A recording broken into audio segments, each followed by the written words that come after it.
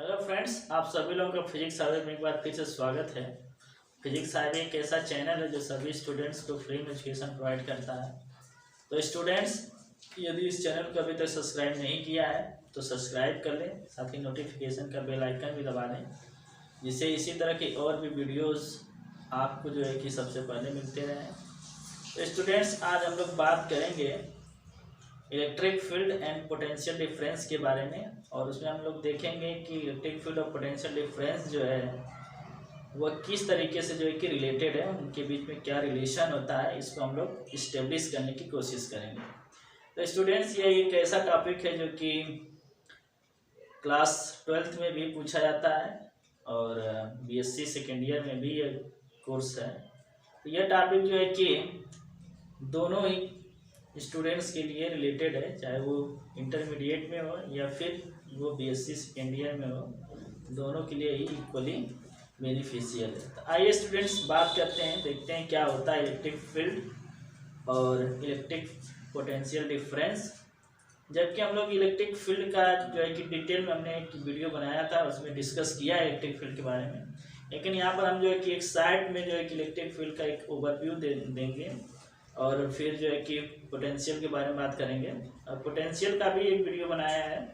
यदि ये दोनों वीडियो आपने नहीं देखा, इलेक्ट्रिक फील्ड से रिलेटेड और पोटेंशियल से रिलेटेड, इलेक्ट्रिक पोटेंशियल बेसिकली, तो ये दोनों वीडियो आप जो देख सकते हैं, डिस्क्रिप्शन बॉक्स में इसका लिंक दिया हुआ होगा।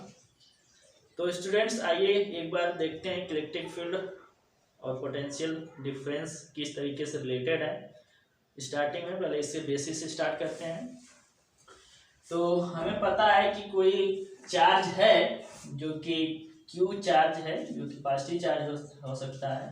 यदि यह पॉजिटिव चार्ज यदि किसी पॉइंट पर स्पेस पर क्या लोकेटेड है, तो और दूसरा एक चार्ज जो क्यू नॉट, जिसको हम टेस्ट चार्ज भी बोलते हैं, इसको जो है कि इस चार्ज क्यू के क्लोज में जब हम इसको लेकर आते हैं, तब यह जो चार्ज है क्यू नॉट, यह एक फोर्स जो है कि एक्सपीरियंस करता है।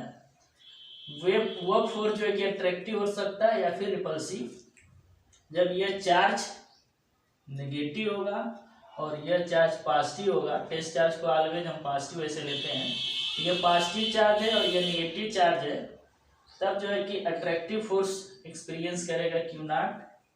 और यदि यह पॉजिटिव चार्ज है और यह पॉजिटिव चार्ज है, तो यह जो है क्यू नॉट जो है कि रिपल्सिव फोर्स एक्सपीरियंस करेगा, क्योंकि हमें पता है कि लाइक चार्जेस जो है वो रिपेल करते हैं और अनलाइक चार्जेस क्या करते हैं, अट्रैक्ट करते हैं। तो यह जो चार्ज है, यह चार्ज एक फील्ड जनरेट करता है, ठीक है, अपने सराउंडिंग में क्या करता है, फील्ड जनरेट करता है। तो वो जो फील्ड होती है उसको हम डिफाइन करते हैं कि रीजन के फॉर्म में, एक ऐसा रीजन जिसमें टेस्ट चार्ज क्यू नॉट को लेकर के आते हैं। तो क्यू नॉट जो है कि चार्ज क्यू की वजह से एक फोर्स क्या करता है, एक्सपीरियंस करता है या परसिस्ट करता है। तो ऐसे रीजन को जो है कि हम इलेक्ट्रिक फील्ड बोलते हैं। तो इसमें हम लिख सकते हैं, the region surrounding the charge small Q in which its electrical effects are perceptible या field is called the electric field of the given charge। इसका मतलब यह है कि Q चार्ज के सराउंडिंग में ऐसा फील्ड रीजन जिसमें जो है कि इलेक्ट्रिकल जो इफेक्ट्स हैं वो क्या करती हैं, परसेप्टेबल होते हैं या एक्सपीरियंस होते हैं या फेल्ट होते हैं, तो उसको हम बोलते हैं इलेक्ट्रिक फील्ड बोलते हैं। चार्ज का जो भी चार्ज होगा उस चार्ज के क्या इलेक्ट्रिक फील्ड है, ये होगा। तो इलेक्ट्रिक फील्ड या जो रीजन होता है, वो रीजन कितना ब्रॉडर होगा या नैरो होगा, वो डिपेंड करता है इस चार्ज के मैग्नीट्यूड पर। लार्जर मैग्नीट्यूड होगा तो उसकी जो स्ट्रेंथ होगी वो भी ज़्यादा होगी, स्ट्रेंथ होगी, और कम मैग्नीट्यूड का चार्ज होगा तो उसकी स्ट्रेंथ कम होगी। तो इलेक्ट्रिक फील्ड का जो मेजरमेंट होता है बेसिकली जो है कि इसके स्ट्रेंथ के फॉर्म में मेजर करते हैं, या फिर इलेक्ट्रिक इंटेंसिटी भी बोलते हैं, जिसको हम एक वेक्टर फंक्शन कैपिटल ई से डिनोट करते हैं। और ये कैपिटल ई जो होता है जिसको हम इलेक्ट्रिक फील्ड बोलते हैं चार्ज क्यू के लिए, यह जो है कि फोर्स पर यूनिट चार्ज होता है। यदि कोई चार्ज हम लेकर के आते हैं positive test charge electric field region में, तो वो पॉजिटिव टेस्ट चार्ज जो है कि जितना फोर्स एक्सपीरियंस करेगा उसी को हम बोलते हैं उस पॉइंट पर चार्ज की वजह से इलेक्ट्रिक फील्ड।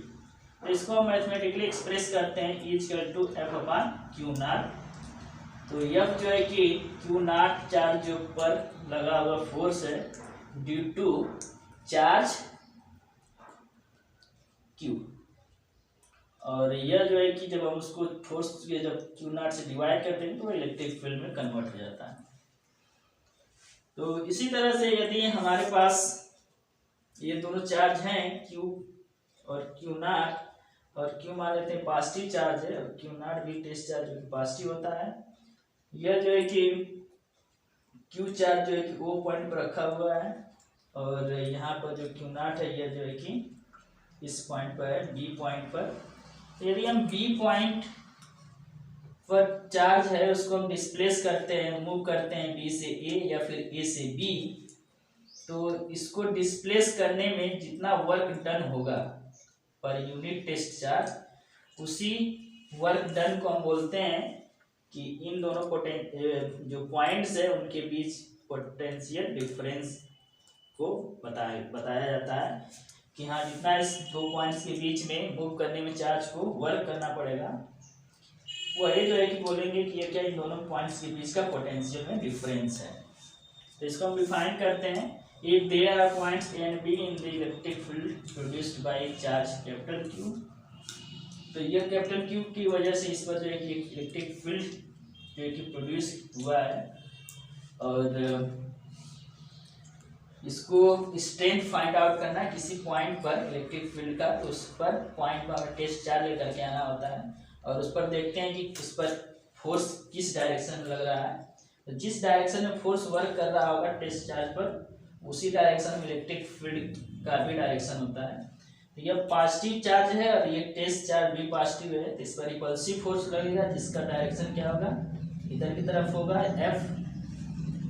तो इलेक्ट्रिक फील्ड भी क्या होगा, इसी डायरेक्शन में होगा, इस चार्ज की वजह से जो इलेक्ट्रिक फील्ड प्रोड्यूस होगा उसका भी डायरेक्शन क्या होगा, एफ के ही डायरेक्शन में होगा। इस तरह से हम शो कर सकते हैं। तो यदि टेस्ट चार्ज को ए पॉइंट से बी पॉइंट तक हम क्या करते हैं, मूव करते हैं, तो जो वर्क डन होगा इन दोनों पॉइंट के बीच में डिस्प्लेस करने पर, उसको यदि हम टेस्ट चार्ज की वैल्यू से मैग्नीट्यूड से डिवाइड कर देंगे तो वो आ जाएगा पोटेंशियल डिफरेंस।